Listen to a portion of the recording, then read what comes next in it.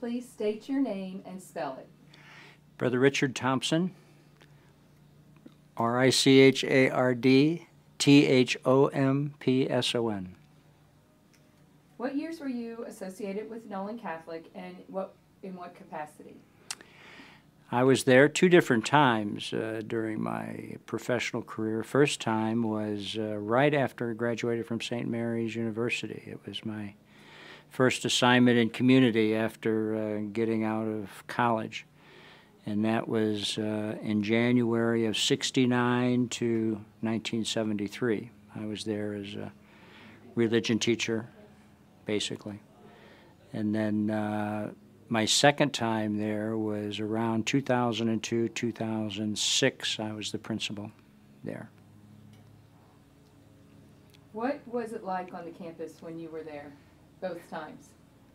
First time it looked like a wilderness for all practical purposes when you compare that first time with the second time being back.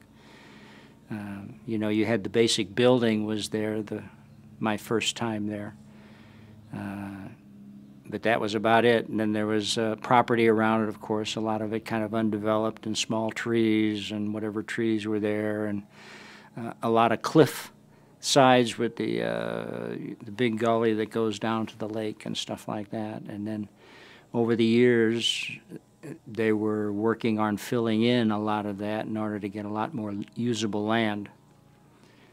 My second time there, of course, by that time they were working on the new building, the new athletic and music facilities there. And they had kind of cleaned things up all over the property. You know, the trees were much more mature, and things were just very nice, both inside and outside the building. So just physically speaking, there's almost no comparison. I mean, it's funny when you look at aerial views or aerial pictures and you just kind of see this building and nothing. And then, again, as I mentioned, back 2002, when I got back again, you know, it was just all developed. The area, not even on the property, but even around the property, there a lot of building had been taking place with businesses and houses and condos and highways and stuff like that. So it's amazing. How was the student population, or just the student spirit?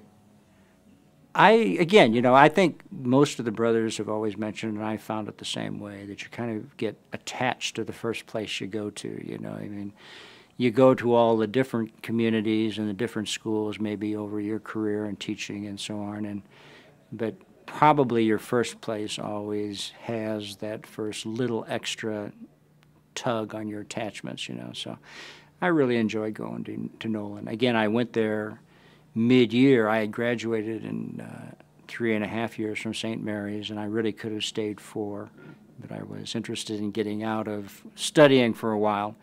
And they had an opening at Central, or not Central, I'm sorry, at Nolan, and they needed a religion teacher in January, so I kind of filled into that slot, you know. I was the 3rd teacher that those kids had had that year so far. I'm not saying anything about the student body, but being the 3rd teacher, I was kind of like fresh meat, you know, and young and not knowing a whole lot about anything, you know, so you just kind of toss you in there. But it was a wonderful experience, and the kids there, I've always found them good kids, even, you know, that first years, and then when I went back the second time. There's just a fine spirit there. Good kids. So a little bit of a challenge as you took on this new career or vocation, and then were there other challenges at that time, or were there challenges later on in your second tour?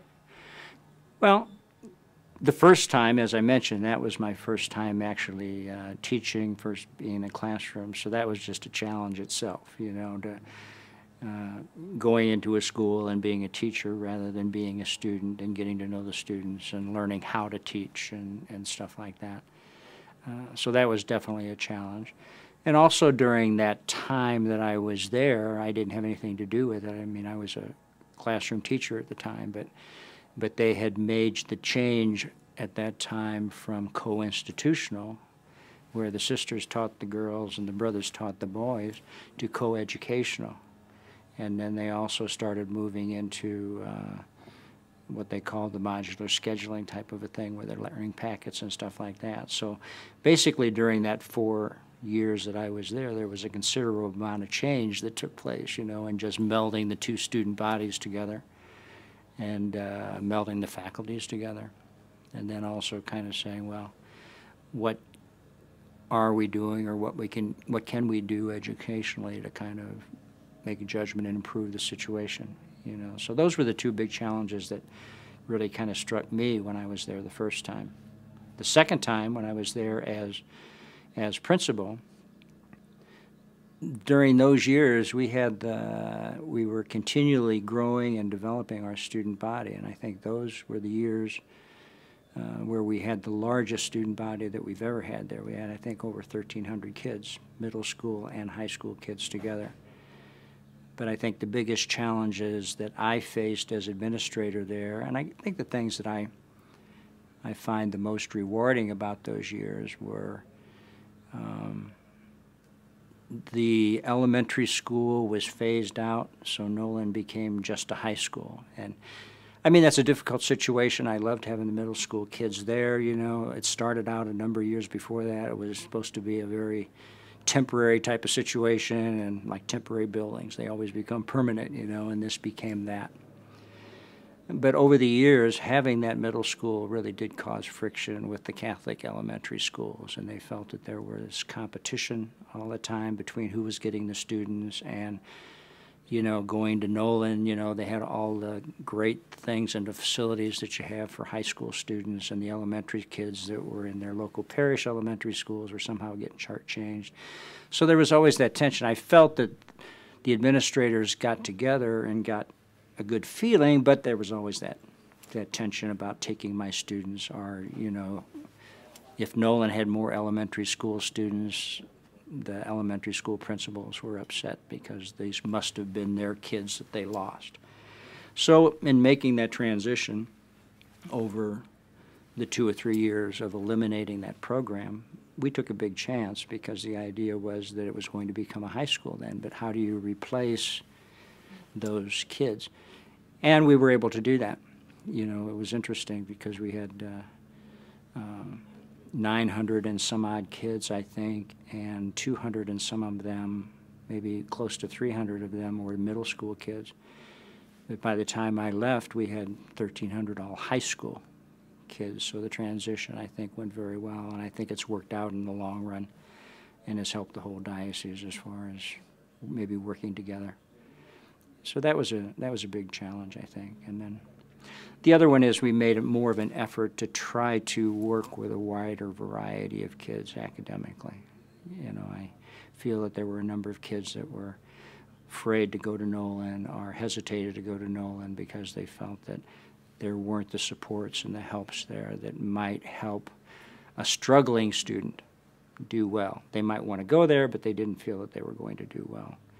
And I think we made significant strides in efforts to try to make it a little bit more friendly and a little bit more helpful to kids and try to get rid of that fear. And I think that was probably something that also helped the enrollment, you know, because it widened out the span of kids who would consider Nolan. And Nolan sells itself once the kids get there and once they know him.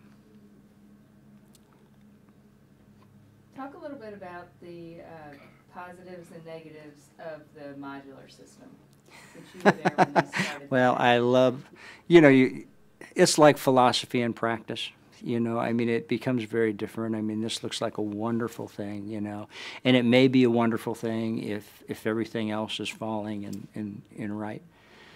The modular system was great as far as being able to give kids classroom time, varying the size of the classroom, periods, and basically what you need. If you need science and arts, you might need more time. Other things you might need less. More time in class, working on their own. Again, great theories, but in practice you're working with kids and you're working with teachers that have a certain background and a certain mental set also, you know. And unfortunately, when you say, well, here's some work and you need to do this during your free time means free time, you know. I don't do anything. So it was very hard for kids to, unless they were very motivated, and certainly there were a number of kids that were that way, but it was hard for kids who needed somebody